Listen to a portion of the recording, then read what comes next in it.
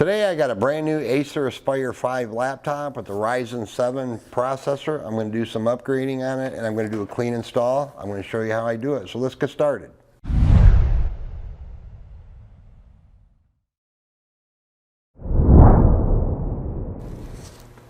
Hey guys, how's it going? Dale here. Today I got a brand new Acer Aspire 5 laptop. I'm going to do some upgrading on it. I'm going to do a clean install of Windows 10 20H2.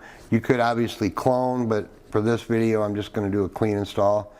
Customer just bought this and they want me to add some upgrades to the inside of it, which I'm going to do in this video. But what I have here is an Aspire 5. The model number is A515-44 R25A. It's got the Ryzen 7 4700U octa-core processor in it with Radeon graphics. It comes with 8 gigabytes of DDR4 onboard memory. There's one available slot in here if I'm not mistaken. It has a 512 NVMe SSD, which we're going to upgrade to a 1 terabyte.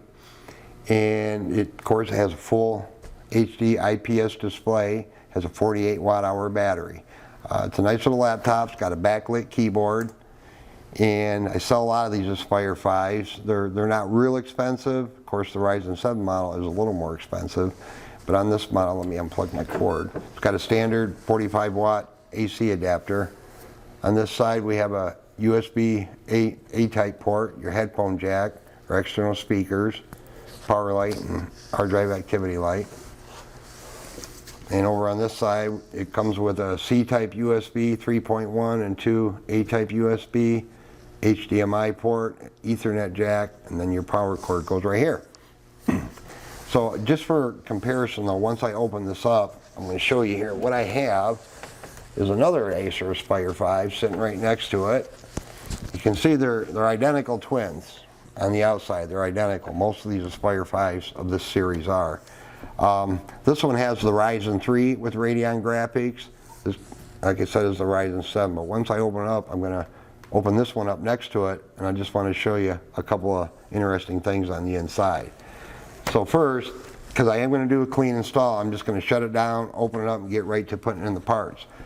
So what I'm going to put inside here is I'm going to take out the 512 SSD and put a brand new Crucial P5 series M.2 SSD drive, PCI Express. They're really fast drives. They're right up there with the Samsung 970s.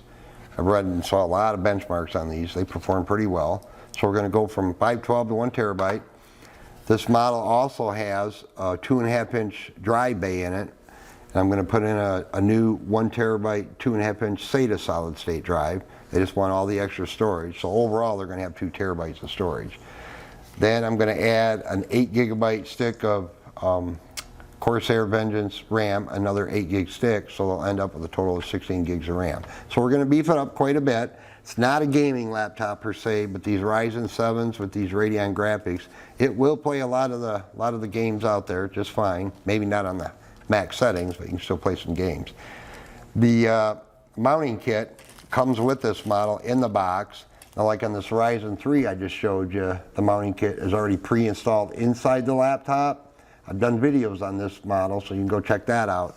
But it comes with the hard drive caddy and the SATA cable to install a 2.5-inch drive. It could be a regular hard drive too, but in this case I'm putting in the solid state drive. So I'm going to go ahead and shut it down, and then I'm going to open it up, show you what's going on inside, on both of these actually. Alright guys, I just shut down the laptop. I took the liberty of removing all the screws off camera. I didn't want to bore you with that. On these Aspire 5 models like this, these A515s, all the screws are the same length. As you can see, I got them right here. It doesn't matter which one goes back in which hole. These are just my mounting screws for the hard drive caddy that came with it from Acer. So first thing I'm going to do is take my little plastic spudger tool, and I'll have a link down below where you can get these online. They're really cheap, but they're very, very handy. So we're going to get into a seam right here. To get the bottom cover off, I'm just going to carefully stick this in here like this and work it along here until it starts popping on me. And my bench tops are all scratch proof, so don't worry about me sliding it around. Now before you get inside your laptop or any project like this, guys, very important little disclaimer I always point out is make sure you're protected from static electricity. Use an anti-static wristband or an anti-static mat or both, or a wood surface, but either way, keep that in mind when you're going inside your computer. Our bench tops and our floors and our entire shop are all protected. This is commercial grade anti-static carpet, plus we spray it on a regular basis with Static Side. It's a product you can buy online to make stuff anti-static resistant. Just trying to work this along here. But these usually pop up pretty easy. Sometimes they're a little stubborn along the front here. So once you get it up, don't just yank it off. You don't want to break all the little clips. I just usually like to start it in. Oh, well, that came up pretty easy actually. Some aren't so easy. Just don't use metal tools if you can help it. So I'm going to lift the pan off. And just quickly, for comparison, this is our Ryzen 7, much higher end CPU and graphics. This is our identical model with the Ryzen 3. One thing I just found interesting is that on the cheaper, lower end model, they put in 2 expansion slots, no onboard memory, but these will actually support up to, I put 32 gigabytes memory in these Ryzen 3 Aspire 5s. This one here has 8 gigabytes of onboard memory with 1 expansion slot. I just thought it'd be nice to have 2 slots on here, like they did over here on the lesser expensive one. Batteries are virtually identical.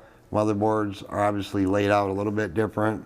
On the Ryzen 3 model, these also come with a kit right from Acer to mount a 2.5 inch either hard drive or SATA SSD.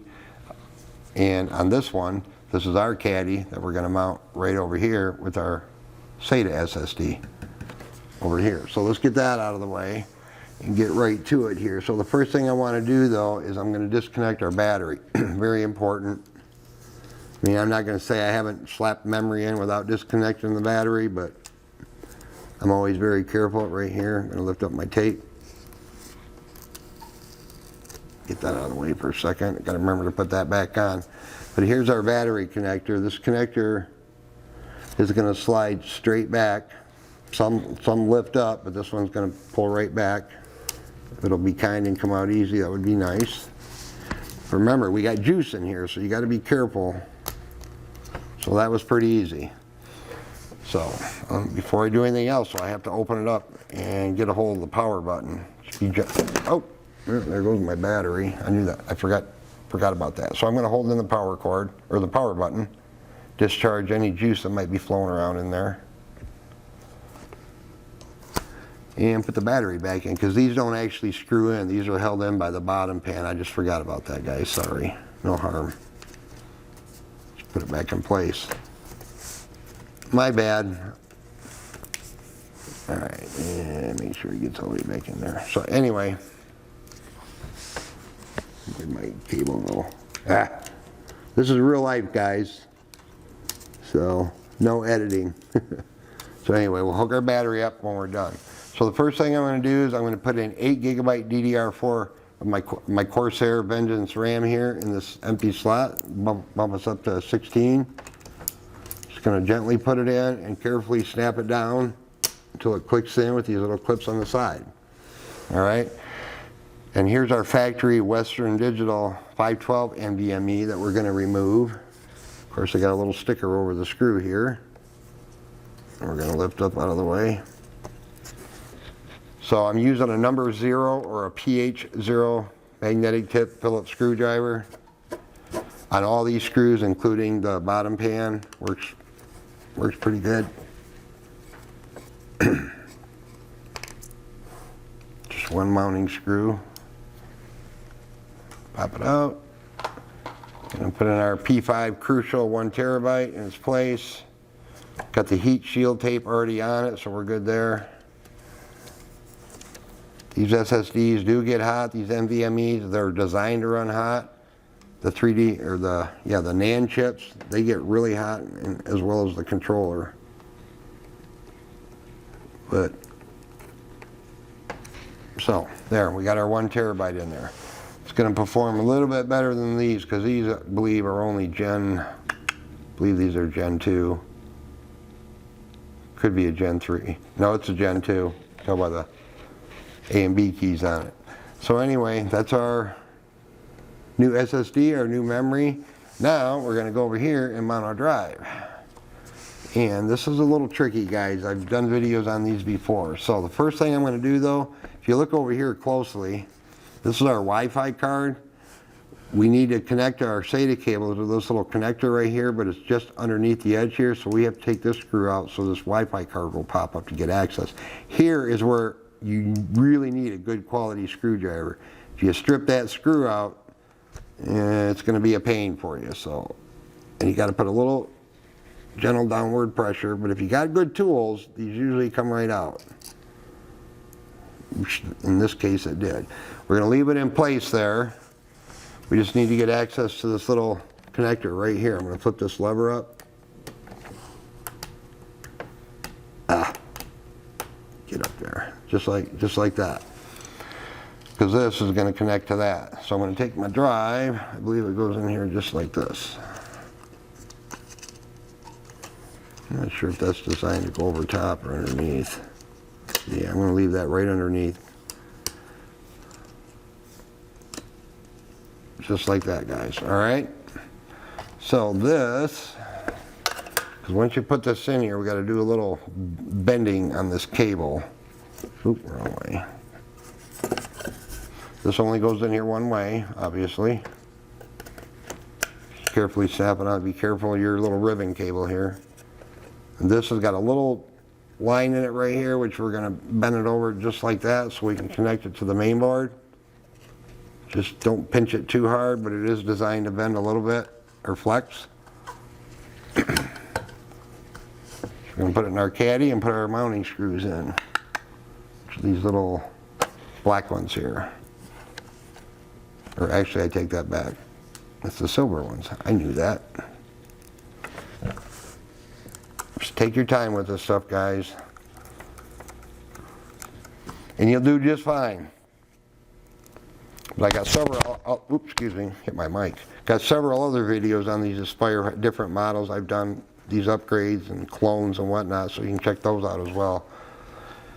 But the differences of the inside are pretty dramatic, as you saw there with the Ryzen 3. The clean install goes really quick. Those Ryzen 7s are fast CPUs. I don't care what anybody says. Alright, so we have that in there. We're going to lay this in there.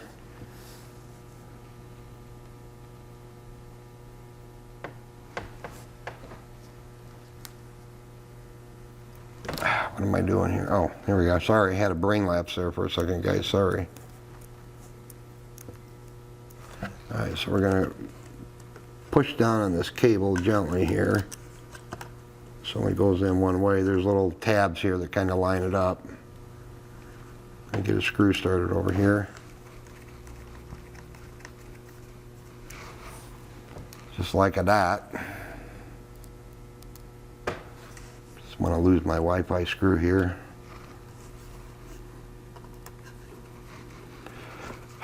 Do a lot of these upgrades every week, guys, and seems like every one is that I do, it's like I'm doing it for the first time. Just got to be very careful and all that fun stuff. Come on, get on there.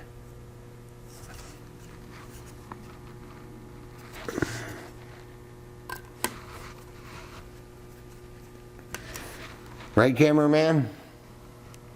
I guess so. Thank you. Thank you for that boost of confidence. Needed that. All right. And sometimes I've hooked this up first. Before I do this, it's one or half a dozen of the other. So carefully, we're going to get this cable put over here. And we're going to try to, I know my fingers are going to get in the way, but we have to get that slipped in there all the way. They don't always go in real, I got to flip this around, guys, sorry. I'm a lefty when it comes to this stuff.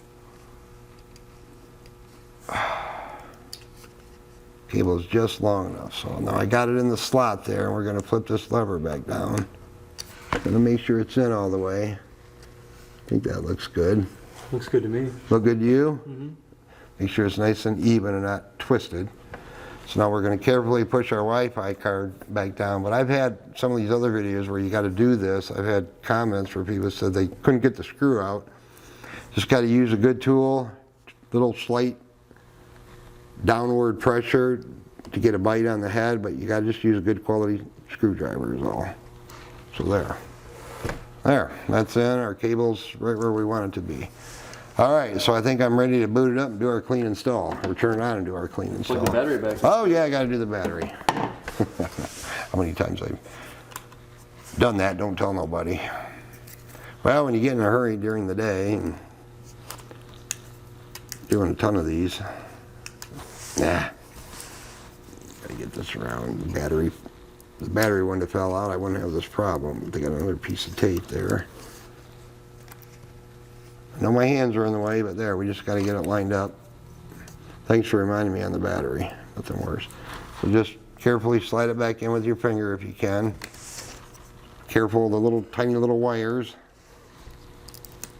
Get all this stuff back the way it's supposed to be. Make it look pretty.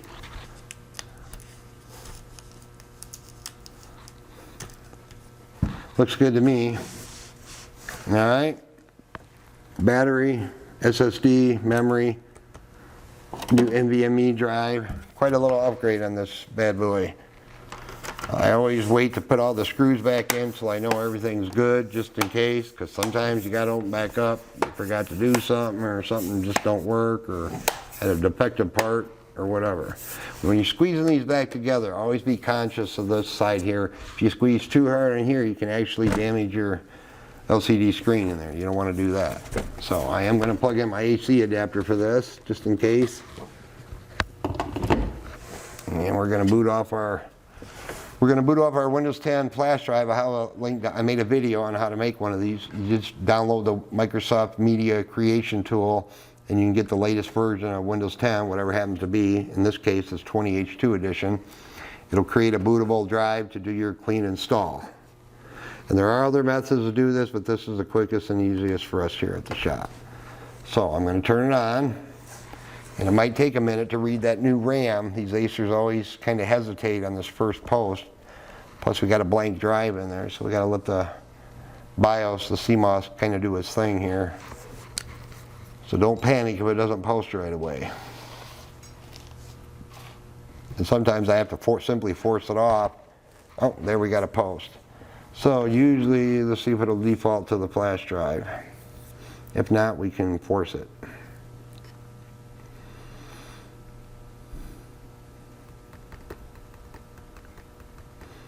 There we go, I think. So it defaulted right to the flash drive. If not, on these models, you can get into the BIOS with the F2 key and turn on the boot menu, which is the F12 key, because by default it's usually turned off. When you hit the F12 key, it won't do anything until you go into the BIOS and enable it. So we're going to choose English United States, because that's where I'm at. I'm going to hit install now. Now we got two drives in there. We got the NVMe 1 terabyte and the Crucial. We just want to make sure we install it to the right one. It should be drive. They're almost always drive 0. See, all right, so something's not right because it's not showing up. We're not seeing both of our drives in here. So let me close this out. And I'm gonna open it back up real quick and see what the heck's going on. Hold on, guys. All right, guys, I had to open it back up real quick, as you saw, because that little SATA cable for the 2.5-inch drive, it wasn't quite in all the way, so I had to give it a little nudge to put it back in. So I think we're gonna be good. So I'm gonna put in my USB flash drive that I created with the Windows 10 Media Creation tool. So let's turn it back on. Real life, guys. Sometimes get in a hurry and just overlook little stuff like that. So I'm going to see if it'll boot default off the flash drive. If not, I can hit F12. To get into the BIOS on these, you hit F2 and then F12 to turn on and off the boot selection menu. But it defaulted right to our flash drive. So now I'm going to hit next for English, United States. Install now. and see if both of our drives are showing up in there now. That cable is just barely out far enough to where it wasn't making contact. I had to lift the Wi-Fi card back up again, of course. Hit next. I'm going to choose custom.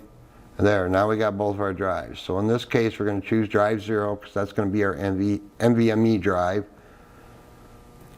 I've done enough of these to know that drive 0. If you install it on drive 1, that would be your 2.5-inch SATA SSD, and we don't want that. So I'm going to let this copy the files over and get to the setup, and I'll walk you through that real quick. I'll be right back. Hi there, I'm Cortana. All right, guys, good timing. We just got our files all copied over. You can get rid of your flash drive now with your Windows 10 on it. I want to turn Cortana down. Or the keyboard along the way, and if you'd like me to stay quiet, her and I are personal friends.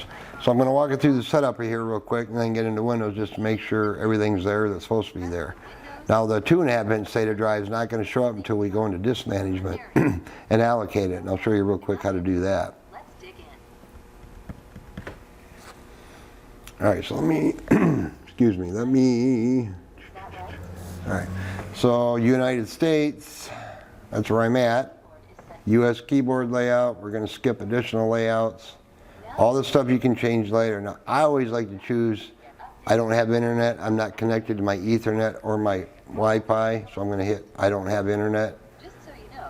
Continue with limited setup. That way we're not forced to set up a Microsoft account with a login and a password and all that fun stuff. You can do that later, obviously, but typically I don't do that for the customers. I let them decide if they want to do that. These are the settings. I just don't, it's kind of our rule here. We don't set up passwords and stuff. Unless the customer's standing right there and they just need help or don't know how to do it, we'd be happy to do it for them. So I turn all this stuff off for privacy, accept. That's me. Don't need that right now. Almost done now. So it'll be into Windows here in a minute. It'll automatically activate, it should. If not, as soon as you connect to the internet, your Windows 10 will activate, so they have digital license from Microsoft. But like I said, you could have cloned this using Crucial's software, but you need a USB adapter and this, that, and the other, and I got lots of videos on cloning, how you can do that. But in this case, we just decided a clean install was quicker and better. We'll get all the updates and everything we need from Acer, which isn't much. This way it'll be a fresh, clean install. Customer can get their apps and their programs and get connected to their Wi-Fi. Part doesn't take too long, but I just want to see how it goes once we get into Windows. But this is a Western Digital